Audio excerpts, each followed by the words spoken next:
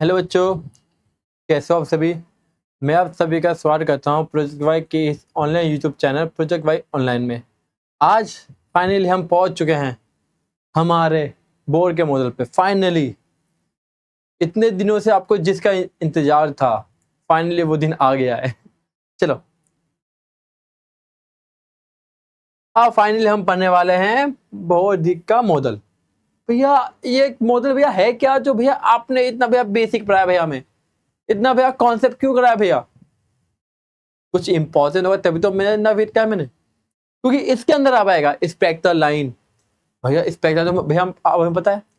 अगर मैं उस टाइम तुम कहा तुम बोले भैया ये क्या चीज होती है भैया, अब तुम्हें पता है कि कौन सी होती है, लाइमर बालमर समझ गए तुम। ठीक है, आप बढ़िया अच्छे से। ठीक है, तो सबसे पहले ये पढ़ने से पहले किसने क्या मॉडल दिया था समझो कि ये थे कौन। पहले हम करेंगे इसका इंट्रो करेंगे कि बोर जाके थे कौन, फिर हम करेंगे बोर एटॉमिक मॉडल, फिर करेंगे कैलकुलेशन ऑफ बोर रेडियाई। इनने बहुत कुछ दिया था हमारे इस चैप्टर में, इसलिए इसे बहुत अच्छे से पढ़िए। Next, energy of an electron, कि इलेक्ट्रॉन की एनर्जी कितनी होती है, अगर नहीं होती तो कितनी होती है, ये सब हम पढ़ेंगे चैप्टर के अंदर। ठीक है, नेक्स्ट क्या पढ़ेंगे हम, आईई आयोनाइजेशन एनर्जी। इसमें क्या पढ़ेंगे, आयोनाइजेशन एनर्जी, इसलिए क्या होती है ये हम पढ़ेंगे चैप्टर के अंदर। ठीक है, तो चलिए स्टार्ट करते हैं। पहले समझते हैं कि आखिरकार ये थे कौन। ये थे हमारे नील बोर, ये थे हमारे बोर सर जी ने क्या कहा, ये एक डेनिश फिजिसिस्ट से, ठीक है, जिसने बोर एटॉमिक मॉडल 1913 में दिया था। ठीक है, इन्होंने क्या किया था, इन्होंने quantize energy level for electron की क्या था, इंट्रोड्यूस किया था कि जो एनर्जी लेवल है वो क्वांटाइज होता है। क्वांटाइज मतलब कि मल्टीपल बेसिकली। इन्हीं इन्हीं इन्हीं इन्हीं ने हाइड्रोजन स्पेक्ट्रम के बारे में अच्छे से बताया था कि आखिरकार ये होता क्या है। और प्लस इनने नोबेल प्राइज जीता था इन फिजिक्स 1922 में। तो समझो, नोबेल प्राइज जीतना वो भी फिजिक्स में बहुत बड़ी बात होती है। तो कुछ तो क्या होगा इनने, तो इन्होंने जो बलिदान दिया था, जो इन्हें खोज की थी, उनके ऊपर पूरा 11 का फिजिक्स प्लस केमिस्ट्री भी है। केमिस्ट्री है तो पढ़ना पड़ेगा हमें अब, तो चलिए पढ़ते हैं। ये थोड़ा सा थ्योरेटिकल मैथमेटिकल टर्म आ जाएगा तो ध्यान दो। पहले हम पढ़ेंगे introduce. Before bore, Rutherford propose the electron revolve around the nucleus. Before bore मतलब बोर से पहले रदरफोर्ड ने कहा था कि जो इलेक्ट्रॉन है वो क्या कहते हैं, रिवॉल्व करते हैं। क्या कहते हैं, रिवॉल्व करते हैं around the nucleus, like planet around the sun. जैसे जैसे प्लैनेट सन के चारों ओर घूमते हैं, वैसे जो हमारे इलेक्ट्रॉन हैं वो न्यूक्लियस के चारों ओर घूमते हैं। हाँ, इजी।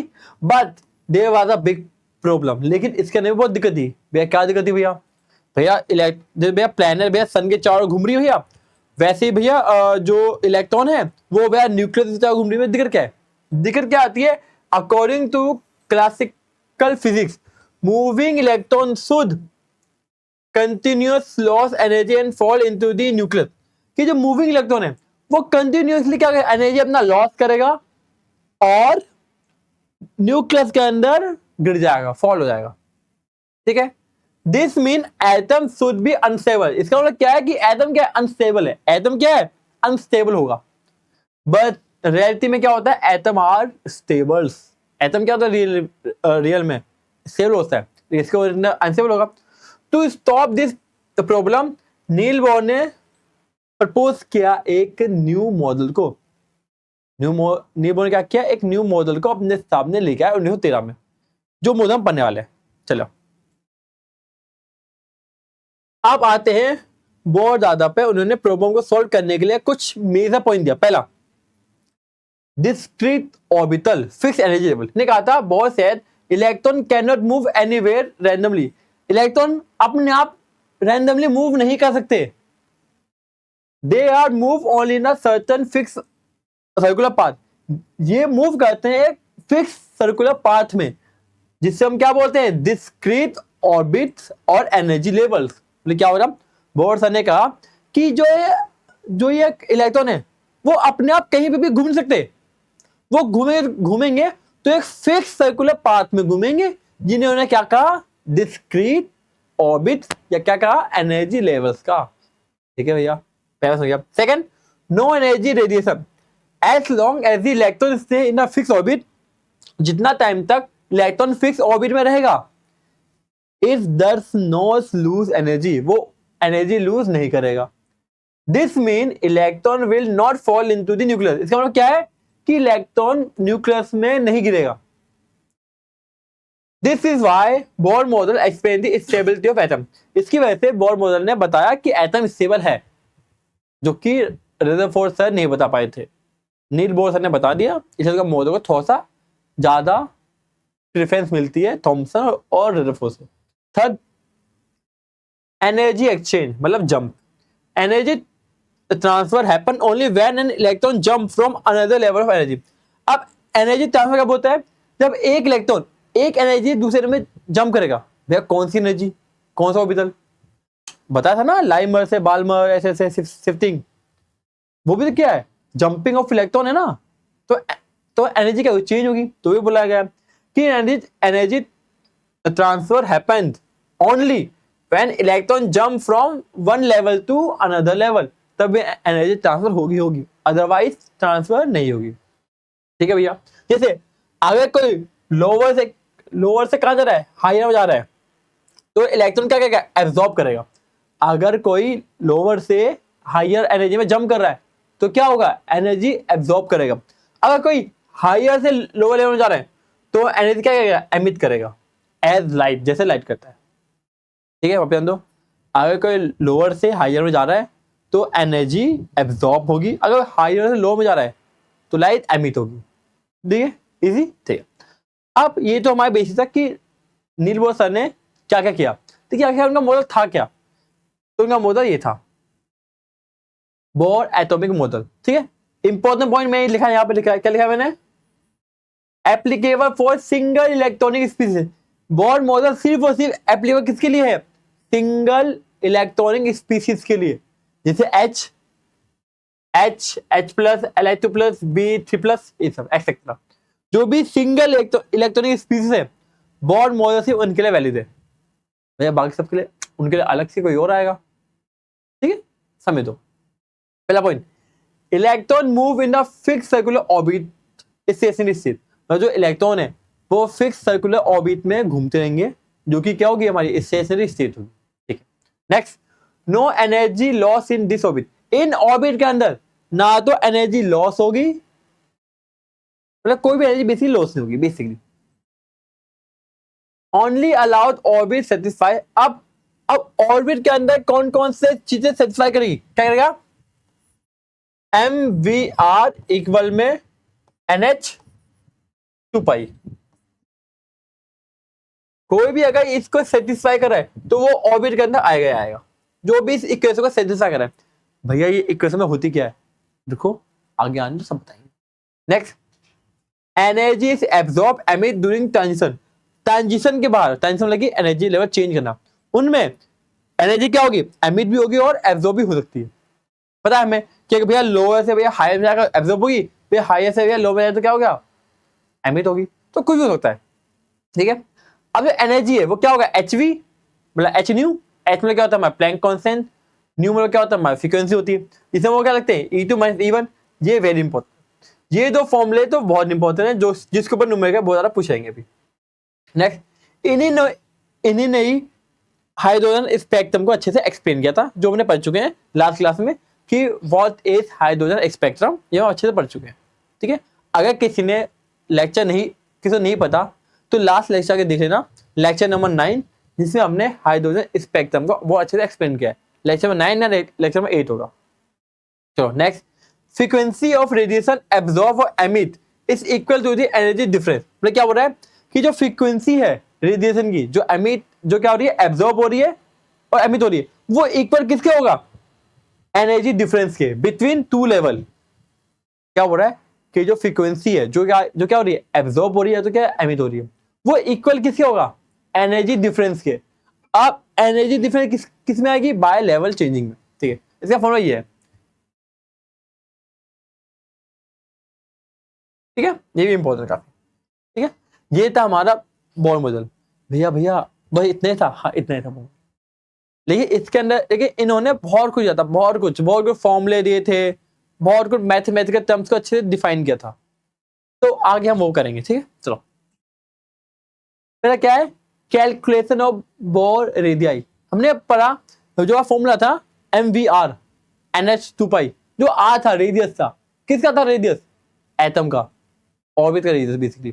तो वो रेडियस फॉर्मूला आए कहां से, आर को हम कैसे फाइंड आउट करें, वो पढ़ेंगे इसमें। ठीक है, according to Bohr model the radius of NH orbit, NH को दिया हमने, तो बाबू अलग अलग ऑर्बिट की रेडियस अलग होती है। हमने पढ़ा है कि हमारा कुछ रेडियस ऐसा होता है कुछ, देखो ये हमारा क्या है, न्यूक्लियस है, ऐसे होगा। तो जान दो एक रेडियस हमारी ये भी हो सकती है ना, एक रेडियस हमारी ये भी हो सकती है, एक रेडियस हमारी ये भी हो सकती है। तो अलग अलग ऑर्बिट में रेडियस हमारी अलग हो सकती है। तो भैया हम कैसे पता करें? तो फॉर्मूला क्या हमारा NH ऑर्बिट का, कि कौन से ऑर्बिट, तो आर एन इक्वल में 0.00529 एन का स्क्वायर प्लस जेड का स्क्वायर। ये हमारा है फॉर्मूला, सबसे इजी फॉर्मूला। भैया ये आया कैसे? ये आया इस फॉर्मूले से। ये हमारा क्या है, जनरल फॉर्मूला। ये क्या क्या है, जनरल फॉर्मूला।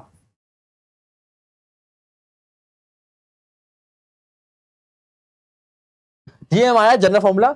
इसमें से इनकी अगर हम वैल्यू को डालेंगे, वैल्यू को पाई की वैल्यू, एम की वैल्यू, के की वैल्यू, ई की वैल्यू डालेंगे हम, तब आएगा हमारा ये फॉर्मूला। तो मैं तुम्हारे सामने डायरेक्ट लिखा ये फॉर्मूला। जेड क्या होता है हमारा, न्यूक्लियर चार्ज, बताएंगे क्या होता है। एन हमारा क्या होता है, ऑर्बिट। जेड, जेड इफेक्ट, इन सब के बारे में आगे लेक्चर में अच्छे बता गया। बट मेजरली क्या है, अच्छे फॉर्मूला समझना। रेडियस फॉर्म क्या होता है, 0.0529 एन का स्क्वायर अपॉन में जेड का स्क्वायर। ये वैल्यू किस में आएगी, नैनोमीटर में। भैया मीटर में चेंज कैसे करें, 10 के बाद -9 से मल्टीप्लाई करेगा, मीटर में आ जाएगा। देखा पता नहीं इसमें। चलो आगे बताएं।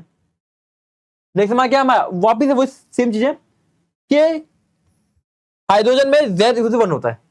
न्यूक्लियर मतलब बेसिकली एटॉमिक, मतलब एटॉमिक में होता है मतलब। The radius of first stationery state is called bore radius. जो रेडियस होता है फर्स्ट स्टेशनरी स्टेट का, वो क्या होता है, उसे हम क्या बोलते हैं, बोर रेडियस बोलते हैं।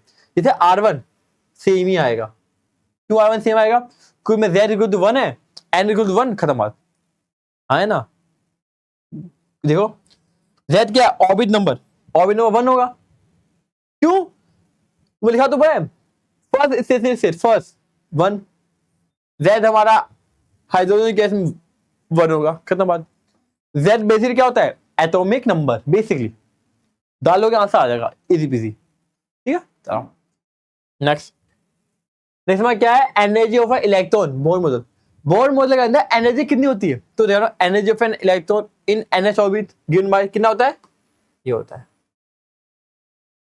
E equal to -13.6 Z square N square EV। ये फॉर्मूला बहुत इंपॉर्टेंट है। क्वेश्चन में बेसिकली फॉर्मूला इससे आता है। ठीक है, तो भैया ये EV में है, EV तुम्हें करना जूल में, तो जूल में ये होगा, पर जूल में तुम्हें बस सीखना मन पाइए। EV में इतना, जूल में इतना। यकीन मानो तुम्हारे लिए EV में ज्यादा आसान है। क्यों, आगे के लेक्चर में हम ना करने वाले हैं कुछ PYQ क्वेश्चन। PYQ क्वेश्चन में EV की वजह से जेई नीट सब क्वेश्चन हो जाएंगे। ठीक है, एनसीईआरटी में मेजरली जूल पूछता है, लेकिन हम करना है दोनों। तुम्हें सिखा दूंगा कि भैया EV से जूल में कन्वर्ट कैसे करें, इजी। 2.1 है, 10 के पावर -18 से करना, मल्टीप्लाई, आंसर खत्म। ठीक है, अच्छे से सीखेंगे हम। ठीक है, तो एनर्जी का फॉर्मूला क्या है, ये E इक्वल में -13.6 ब्रैकेट में Z का स्क्वायर अपॉन में N का स्क्वायर EV वोल्ट। EV क्या है, इसकी यूनिट है। EV क्या है, इसका यूनिट है।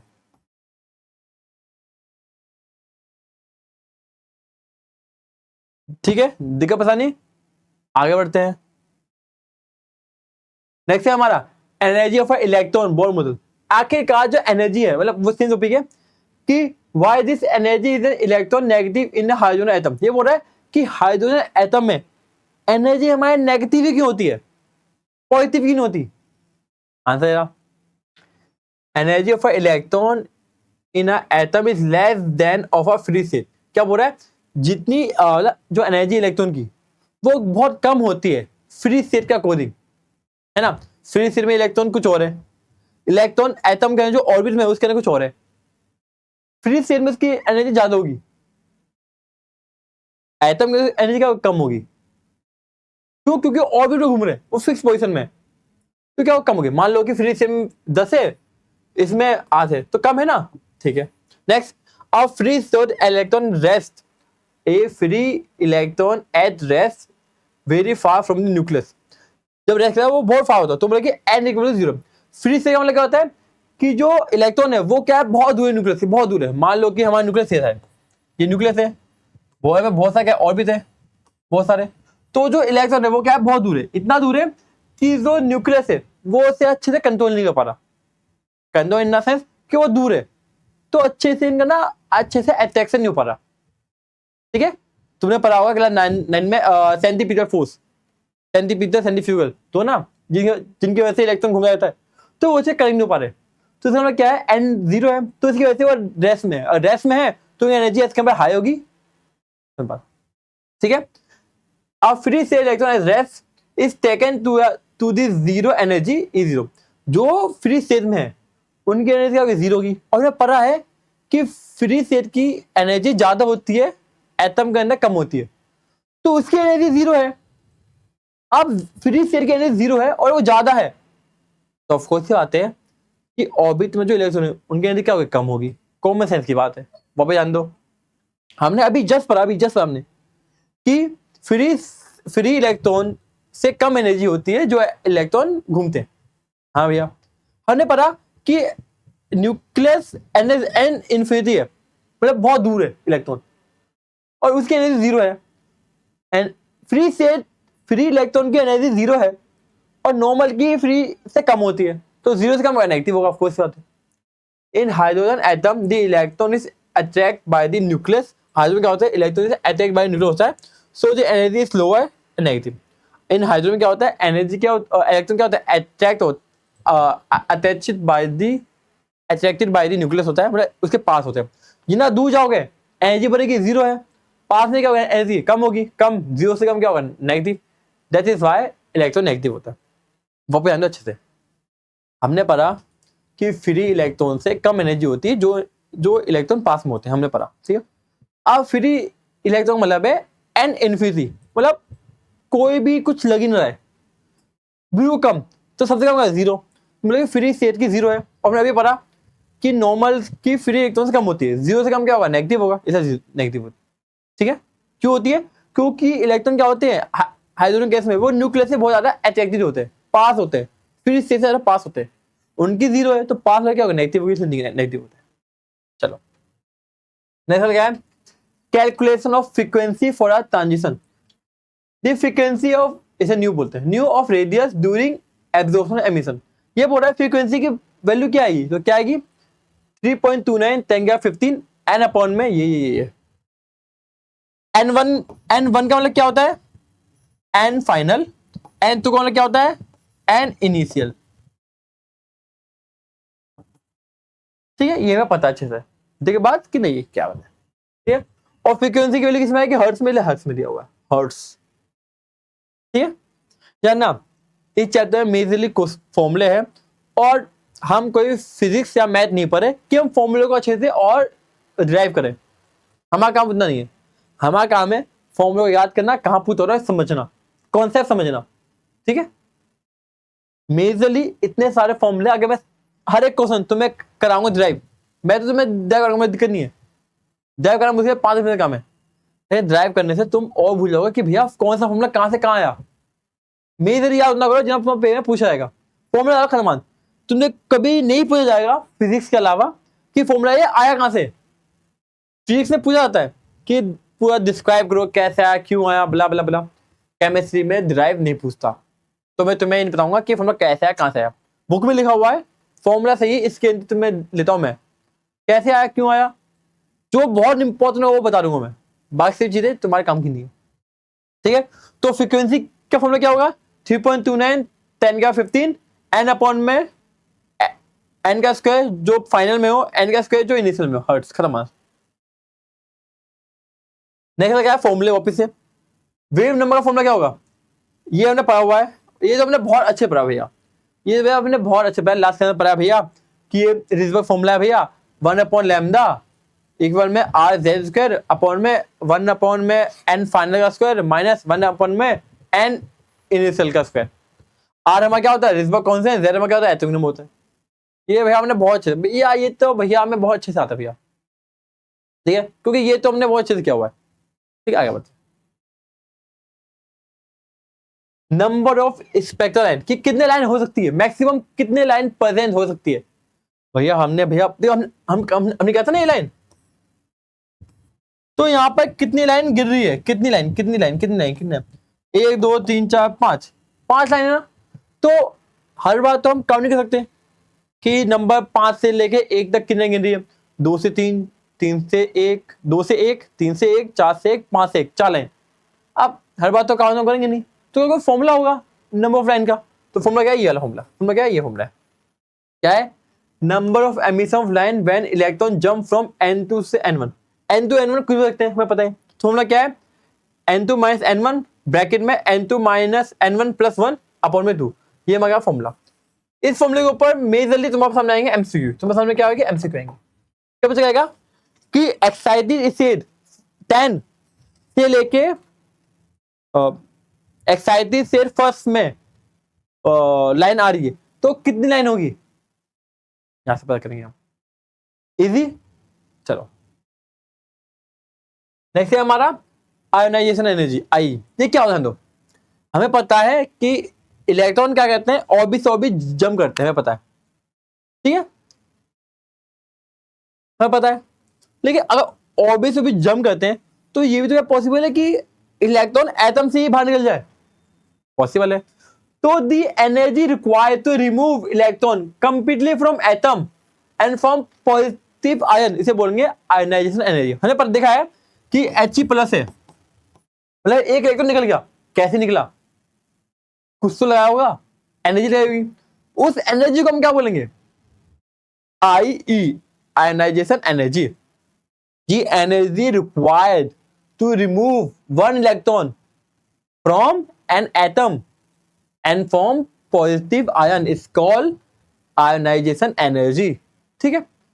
For hydrogen it is energy need to take the electron from the ground state, from hydrogen it is energy need है किसके लिए, take the electron from ground state, ground state से निकालने के लिए, n1 to infinity, ठीक है। क्या बोल रहा है कि for hydrogen it is energy, hydrogen के लिए ये एक एनर्जी है जो क्या है नीड है किसके लिए, टू टेक दी इलेक्ट्रॉन को लेने के लिए, किससे ग्राउंड से टू इन्फिनिटी से ग्राउंड से लेने के लिए, ठीक है। फॉर्मूला क्या हमारा आई का, energy of infinity minus energy of E1 infinity और क्या ग्राउंड स्टेट, सेम फॉर्मूला। अगर हमने लिया जूल में तो इन्फिनिटी 0 होगा, हमें पता है ना, इलेक्ट्रॉन जहां दूर जाएगा फ्री स्टेट में होगा, फ्री स्टेट में क्या होगा 0 होगा एनर्जी, तो 0 माइनस समथिंग ये आ गया आंसर। इसको हम करेंगे अगर ईवी में तो 0 माइनस ये आ गया, ये 0 यहां पर कॉमन सेंस लगाओ, हमने पढ़ा था कि एनर्जी ऑफ इन्फिनिटी कितना होगा 0 होगा, E0 माइनस E1 आंसर खत्म, ठीक है। तो ये भी हमारे लिए काफी इंपॉर्टेंट, ठीक है। अब आ गया हमारा calculation number of revolution of the electron, कुल मिलाकर सीखेंगे हम वेलोसिटी, क्या सीखेंगे वेलोसिटी क्या होता है, number of revolution per second, velocity of electron circumference of orbit, velocity of electron क्या होगा v, क्या होगा v, सर्कमफेरेंस कितना होगा 2πr, कोई है जो सर्कल ही v अपॉन 2πr। अब इसको हमने और ज्यादा हमने क्या किया, इसको हमने और ज्यादा हमने क्लासिफाई किया, ये बन गया हमारा आंसर जी। अच्छा दो यहाँ पे क्या आर, यहाँ क्या है आर, आप इसे क्या है बोर रेडियाई, क्या है बोर रेडिया, और बोर रेडिया में क्या होता है जानने पीछे करते हैं कहाँ गया ये होता है हमारा बोर रेडिया, क्या होता है हमारा बोर रेडिया होता है। अब इस आर की वैल्यू को करना है पुट करना है, भैया आगे पुट करते हैं, चलो पुट करते हैं, कहाँ गया ये रहा, इसमें कहते हैं आर के लिए पुट, आर के लिए पुट किया, आर के लिए ये आ गई, दोनों को मल्टीप्लाई किया, अब आंसर ये आ गया, क्या भैया ये भैया जरूरी है? उतना जरूरी नहीं है, इनको भी हम 100 ठीक से करेंगे, सॉल्व करेंगे। ठीक है, ये हमारी क्या है, वेलोसिटी ऑफ इलेक्ट्रॉन। लिखना है लिख लो, आगे बढ़ना आगे बढ़ लो। ठीक है, पेपर में मेजरली आएगा तो मैं बता दिया मैंने। ठीक है, देखिए पता नहीं भैया यार ना, वहां जो ये कैसा आया, वी यहां से आया, वी फ्रॉम एमवीआर हमने यहां से लिया। ये क्या है, ये वी है, वी पूरा। तो ठीक है, अब आपके लिए कुछ होमवर्क क्वेश्चन है। पहला क्वेश्चन ये आपको होमवर्क में करने हैं, ये भी काफी बहुत आसान है। क्या बोला गया है, different orbit h like simple 4R 16R respectively है, find the ratio of frequency. हमें बस फ्रीक्वेंसी बताना है किसका, रेवोल्यूशन का, बस बताना है, रेशियो कुछ मतलब। ठीक है, ये भी होमवर्क है आपका। ठीक है, खत्म। 2 क्वेश्चन आपके लिए होमवर्क है, आपको एक हमें प्रैक्टिस करना है समझने के लिए। अगर आपको समझ ना आए, ठीक है, तो कुछ टाइम बाद हमारे टेलीग्राम चैनल आ जाएगा, उसमें हम सबके आंसर डाल देंगे। ठीक है, अगर तब भी समझ ना आए तो एक बार आप मुझे कमेंट में लिखना कि भैया क्वेश्चन नंबर फर्स्ट सेकंड जो भी है टाइम के साथ, कि भाई इतने टाइम पे क्वेश्चन है भैया, ये मैं समझ नहीं आया, तो अगले लेक्चर में हम आपको क्वेश्चन करा देंगे। ठीक है, तो आज के लिए इतना ही, मिलते हैं अगली क्लास में। ठीक है, अगली क्लास में हम पढ़ने वाले हैं क्या क्या इस मॉडल में गलती थी, ये पूरा सही नहीं है, ठीक है, क्या गलती थी वो अगली क्लास में। ठीक है, तो मिलते हैं।